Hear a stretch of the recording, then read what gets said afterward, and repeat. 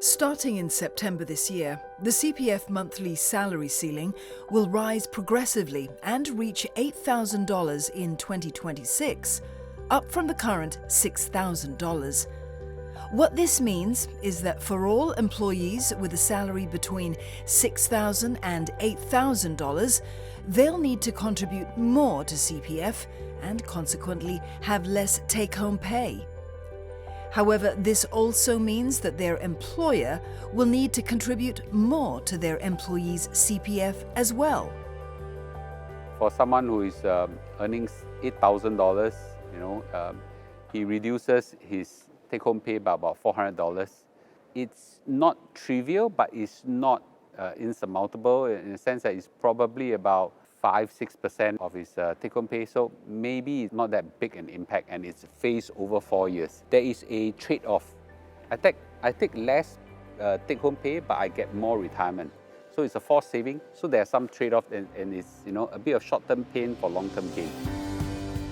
Workers who earn less than $6,000 are not impacted, while those earning above $8,000 might not be affected, as there is no change to the maximum annual income that is subject to CPF deductions. With the current ceiling of $6,000, those earning up to $8,000 get a total of $26,640 of CPF contributions from both employee and employer. With the ceiling set to hit $8,000 in 2026, the total monthly contributions per year will be $35,520. That's $8,880 more of retirement savings.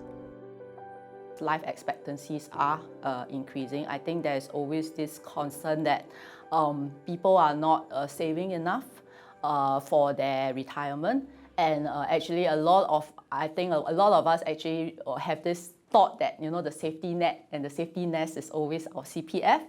But the reality of it is that is the CPF really sufficient, right? Because if you do want to have a certain expectation of your lifestyle in terms of how you retire, that there must be sufficient monies for you to do that. And the question is, based on the current rates, the current contributions, given the increasing costs of inflation and all that, whether that is actually sufficient. I think that is the real question to ask. Another point of concern was how these increased CPF contributions will impact companies who now need to pay more. The real pain comes to the employer. The employer has no trade-off. It's a full impact to them, right? So the employer actually will be hit 100% by the increase in cost, which is 17% of up to $8,000. And for most companies, they are highly staff intensive. I think that's a big impact. And this comes at as I said, it's the worst time where inflationary in costs, business slow down. But others point out that there are long-term gains for employers as well.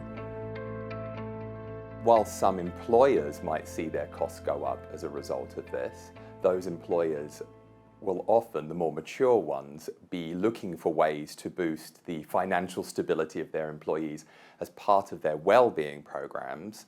And so generally speaking, while this is an increased cost, it can be viewed very positively by employers as investing in the long-term financial security of employees. I also think it's important to recognise that in the labour market as it is and in the future, employees will be really looking for a better deal. And this isn't just about employers being competitive within Singapore, it's also about Singapore being a competitive employer of choice globally. We want the best talent here to really be able to drive productivity. This is a great incentive for them to stay long term, as they'll be getting an even better deal as they approach retirement. However, there is also a need to ensure that local workers don't become too expensive to hire.